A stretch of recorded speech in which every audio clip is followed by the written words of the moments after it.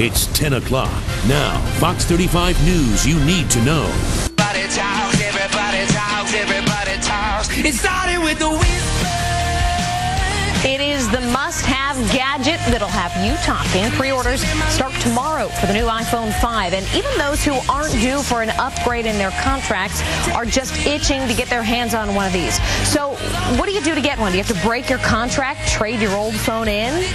We brought in Tom Jelneck to answer those questions. He's with On Target Web Solutions. Tom, what is the simplest answer here if you want the new iPhone 5? Well, Sonny, if you're a true Apple fanatic and you're in a contract, you need to understand that if you break that contract, your provider's probably going to get you for about $325. Does that vary by provider? Because a lot of people, a lot of carriers have the iPhone now. Yeah, I believe it does vary. I know that's the AT&T price as of today. Okay, so say you're not due, you get that $200, the ability to buy it for $200 when you're 2 years into your current contract for a year and a half and you need this device. What is your best advice to make the most money you can before you buy it? Well, sure. It's important to know that there's a lot of places that'll actually buy your old phone. So you can walk into a participating Target store and actually get money for your phone right there. So, by the time you spend the $199, it could be a wash and you could get that new iPhone for next to nothing. If you're able to sell your old model for a similar price. Correct. And if it's in good shape, or great shape, I should say, then yes. Right. Okay, what about some websites that we could use, Tom? Sure. There's a great site out there called Gazelle.com that offers to expedite the process and give you top dollar. Okay, and if for some reason none of those options work out and you do have to purchase the phone itself while you're still under contract and not due for an upgrade, how much is that going to cost us? It's going to hurt. So the new phone without a contract is $649. Oh, all right. Gosh. So if you break your old contract, that's about $325. So start doing the math.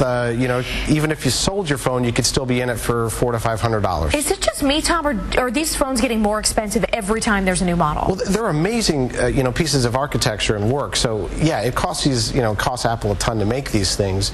Yes, they're getting a little more expensive, but Apple's been able to keep the price similar. It's the providers that are kind of sticking it to you. Sure, but like we've talked about before, you've got your camera on there, you've got your contacts, you've got the phone, you've got the internet. So I don't know. You gotta have it.